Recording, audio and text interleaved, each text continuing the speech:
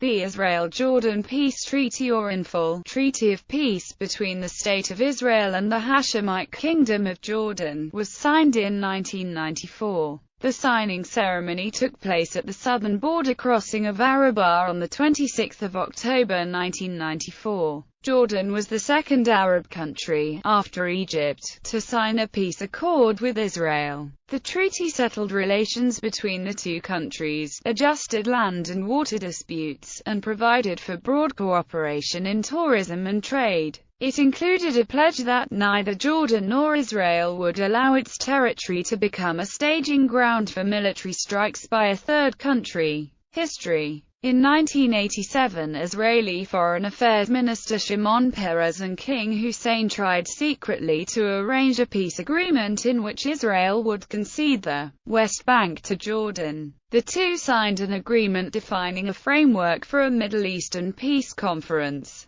The proposal was not consummated due to Israeli Prime Minister Yitzhak Shamir's objection. The following year, Jordan abandoned its claim to the West Bank in favor of a peaceful resolution between Israel and the PLO. Discussions began in 1994. Israeli Prime Minister Yitzhak Rabin and Foreign Minister Shimon Peres informed King Hussein that after the Oslo Accords with the PLO, Jordan might be left out of the big game. Hussein consulted with Egyptian President Hosni Mubarak and Syrian President Hafez al-Assad. Mubarak encouraged him, but Assad told him only to talk and not sign any accord. U.S. President Bill Clinton pressured Hussein to start peace negotiations and to sign a peace treaty with Israel and promised him that Jordan's debts would be forgiven. The efforts succeeded and Jordan signed a non-belligerency agreement with Israel. Rabin, Hussein and Clinton signed the Washington Declaration in Washington, D.C., on 25 July 1994. The declaration says that Israel and Jordan ended the official state of enmity and would start negotiations in order to achieve an end to bloodshed and sorrow, and a just and lasting peace. Signing. On 26 October 1994, Jordan and Israel signed the peace treaty in a ceremony held in the Arava Valley of Israel, north of Eilat and near the Jordanian border. Prime Minister Rabin and Prime Minister Abdul Salam al-Majali signed the treaty and the President of Israel's Weizmann shook hands with King Hussein.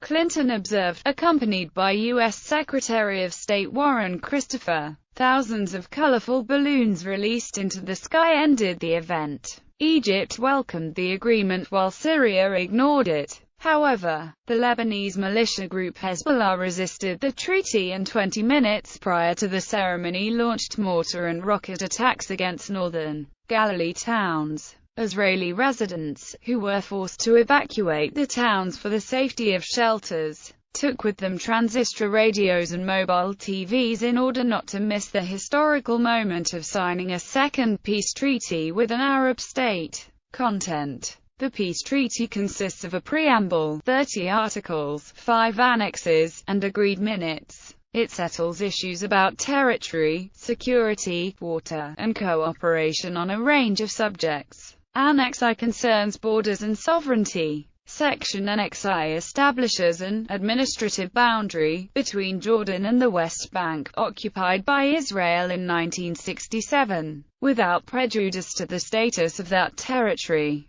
Israel recognizes Jordan's sovereignty over the Naharaim, Bekaa area and the Zophar al-Ghamr area. Annex II concerns water and related matters. Pursuant to Article 6 of the treaty, Jordan and Israel agreed to establish a joint water committee. Annex III concerns crime and drugs. Annex IV concerns environment. Annex V concerns border crossings, passports and visas. Article 6 stipulates that each party has the right to refuse entry to a person, in accordance with its regulations. The agreed minutes of the treaty give some details about the implementation of the peace treaty. Main principles: borders. The international boundary between Israel and Jordan follows the Jordan and Yarmouk rivers, the Dead Sea, the Emek Hayava, Wadi Araba, and the Gulf of Aqaba. Diplomatic relations and cooperation. The parties agreed to establish full diplomatic and consular relations and to exchange resident embassies, grant tourists visas, open air travel and seaports, establish a free trade zone and an industrial park in the Arava. The agreement prohibits hostile propaganda, security and defense. Each country promised respect for the sovereignty and territory of each side, to not enter the other's territory without permission, and to cooperate against terrorism. This included thwarting border attacks, smuggling, preventing any hostile attack against the other and not cooperating with any terrorist organization against the other. Jerusalem. Article 9 links the peace treaty to the peace process in the Israeli-Palestinian conflict. Israel recognized the special role of Jordan in Muslim holy shrines in Jerusalem and committed itself to give high priority to the Jordanian historic role in these shrines in negotiations on the permanent status. Water. Israel agreed to give Jordan 50 million cubic meters of water each year and for Jordan to own 75% of the water from the Yarmouk River.